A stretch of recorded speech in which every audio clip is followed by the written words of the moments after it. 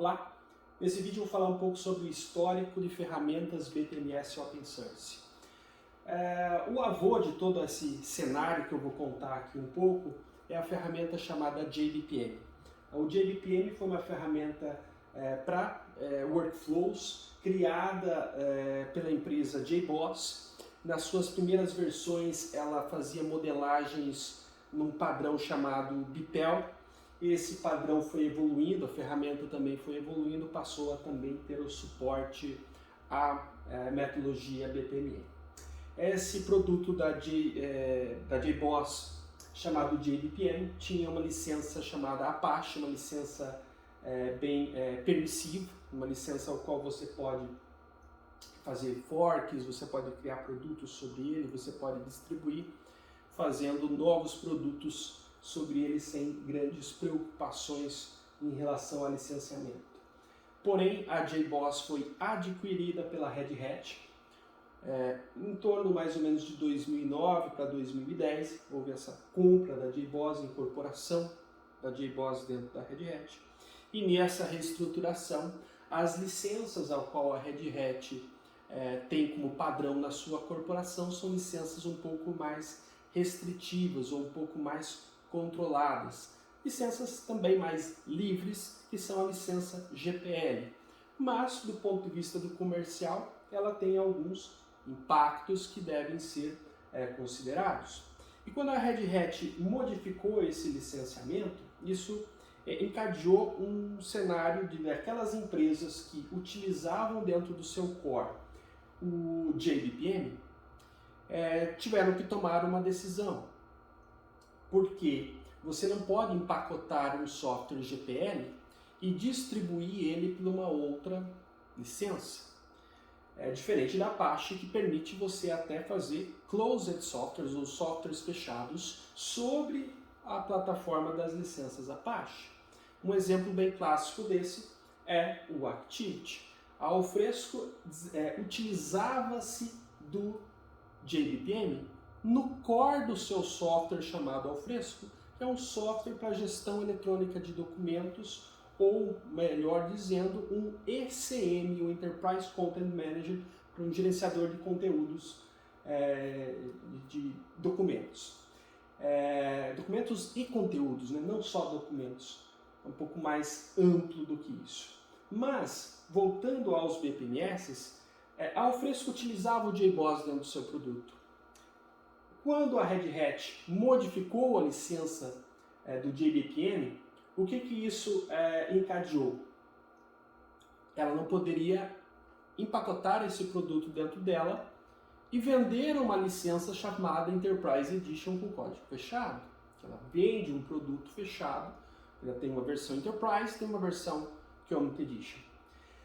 Então, nesse momento, ela fez um fork da versão do JBPM, ao qual ainda tinha licença Apache, e criou um produto chamado Activity. Esse produto chamado Activity virou aí, digamos, o filho do nosso JBPM. E a partir dele começou a se desenvolver. A própria Alfresco contratou os líderes do projeto JBPM para dentro da sua corporação para continuar aquele trabalho que eles já faziam na JBoss e na Red Hat, só que com o licenciamento mais permissivo da Apache. Com isso, eles poderiam incorporar o Activity dentro do seu produto, tanto Community Edition, tanto Enterprise Edition, e não gerando nenhum tipo de impacto nos seus processos de negócio jurídicos, digamos assim, devido às licenças. O Activity, por muito tempo, foi bastante utilizado, é o motor principal e único hoje da Alfresco. Até algumas versões eles mantinham os dois, você poderia escolher entre JBPM como um legado ou usar o Activity como uma nova opção. A partir de umas versões à frente, a Alfresco retirou todo o core do JBPM e não dá mais suporte a JBPM dentro da sua ferramenta mais recente, e ela dá suporte como motor de BPMS ao Activity. Hoje o Activity pode ser executado independentemente ou pode ser executado como motor integrado a todo o software Alfresco, a todo o ecossistema Alfresco. Mas isso aconteceu em torno ali de 2010. Isso evoluiu, o tempo passou e houve alguns conflitos, algumas visões diferentes para a evolução do software entre as equipes que ajudavam nesse desenvolvimento. E uma consultoria de Berlim queria que o Activity, ou que esse software, chegasse à comunidade de analistas de negócio. E o Activity, para quem conhece, ele é muito técnico. Se você não for um desenvolvedor, dificilmente você consegue fazer o fluxo como um todo. Você monta o desenho, o processo de negócio, mas ele tem muitas interações programáticas. Desde pequenas funções de formulários, criação de variáveis, ele tem uma cara dev, para ser mais claro. E esse grupo empresarial, ou esse grupo de especialistas de Berlim, acreditava que daria para deixar a coisa um pouco mais fácil.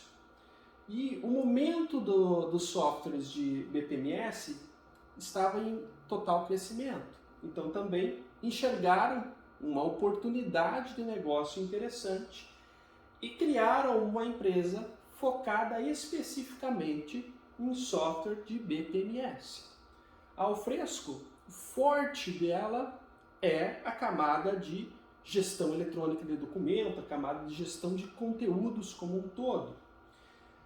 E o Activity é um plus de integração que tem ali dentro. Mas a Camunda queria dar uma visão diferente, criou um produto diferente e em 2013 fez um fork.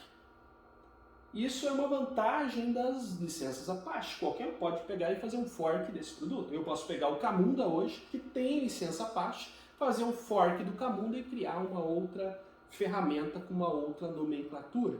Isso é totalmente permissivo nas licenças Apache. Posso inclusive dar um outro nome e não necessariamente preciso nem referenciar as companhias ao qual iniciaram esse core. Isso ainda evoluiu. Em 2016, mais um conflito. A Activity sempre teve, o Alfresco, enfim, sempre teve em seu projeto uma visão que ele é um motor de BPMS para o Alfresco. E não quis nunca expandir muito isso como um produto externo para especificamente tratar de BPMS. Era como eu falei, um extra, era um componente, era uma função da sua ferramenta principal. Novamente, o grupo que desenvolvia, os desenvolvedores, inclusive pessoas contratadas pela própria Alfresco, entraram em conflito porque tinham uma visão diferente. Até olhando para o desenvolvimento do Camunda, o Camunda começou a crescer bastante no mercado, capturar clientes, inclusive levar clientes que a própria Alfresco tinha como seus clientes, que davam mais valor a essa parte de BPMS.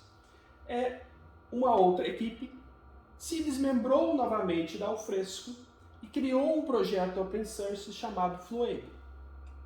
Ainda com uma visão bem do engine Java para desenvolvimento de BPMS. Até que nasceu, o slogan dele é um engine de BPMS para Java. Também um pouco técnico, mas já começou a colocar mais funcionalidades do que o Activity. Em 2017, pouquinho depois, a Alfresco abriu os olhos para isso que todo mundo estava fazendo e lançou o mesmo produto Activity como Process Service e hoje fornece o Alfresco Process Service como um produto isolado, não como um motor específico de BPMS dentro da sua plataforma. Então, ela basicamente assumiu que as movimentações que estavam acontecendo, talvez ela não tenha feito isso na hora correta, demorou um pouco, mas tomou essa decisão também e hoje existe um produto enterprise chamado Alfresco Process Service que é baseado no core do Activity. Tem algumas funcionalidades a mais, algumas front-ends diferentes, mas é o core do Activity basicamente, além de vir ele embutido dentro do próprio Alfresco. Então a gente diz que o avô aqui é o JBPM, o pai do Fluable e do Camunda são o Activity, e ainda surgiu mais um software um pouco mais recente, isso em torno de 2017, foi estabilizar em torno mais ou menos de 2019, a gente tem utilizado ele em alguns projetos já. A Camunda desenvolveu um core do zero, né? Não foi um fork, reescreveram todo o código num novo engine, voltado para tratamento de microserviços e principalmente pela questão de ser mais escalável. O Zib é um software desenvolvido pela Camunda e tem escalabilidade e pode rodar de forma de cluster distribuído. Não depende de um banco de dados centralizado, por exemplo, como é o conceito de todos os outros que eu demonstrei ali open source. Ele já trabalha com um ambiente totalmente distribuído, um cluster, com toda uma engenharia para que esse cluster funcione. E a única coisa mais estranha disso é a licença que eles lançaram, o Zib. O Zib tem uma licença específica chamada Zib Commit License. Essa licença restringe alguns pontos de uso do Zib. Ela deve ser bem lida. E basicamente eles não querem que uma empresa pegue o Zib e faça a mesma coisa que eles têm interesse de fazer o Zib. De colocar numa plataforma SaaS e vender o Zib como serviço. Se alguém for fazer isso, a licença é restritiva. Se você for usar o Zib para qualquer outra situação, o Zib é possível de utilização. Então deve-se ler bastante. A Zib Commit License tem alguns exemplos do que pode e o que não pode fazer com esse licenciamento. Eu, como do movimento Open Source, eu acho uma licença vamos chamar de aberração. Eu acho uma coisa um pouco estranha para uma empresa que se beneficiou, nasceu, criou-se do movimento Open Source, devolver um produto com uma licença diferente de tudo que existe no mercado. Existem muitas licenças. O Zib até a versão 0.26, você pode baixar ele ainda com a licença GPL, que de certa forma é mais restritiva para alguns pontos, mas totalmente aberta. A licença Zib, eles tentaram inventar uma coisa, não se sabe, isso tem que observar um pouco para o futuro o que vai acontecer, mas é um ponto de atenção a utilização do Zib. Ler bem, a licença é bastante simples, mas é diferente de uma licença Apache, que nós já estamos com 30 anos quase da licença Apache, e diferente de uma licença GPL, que nós já temos aí mais de 30 anos ela no mercado. Bom, é isso, pessoal.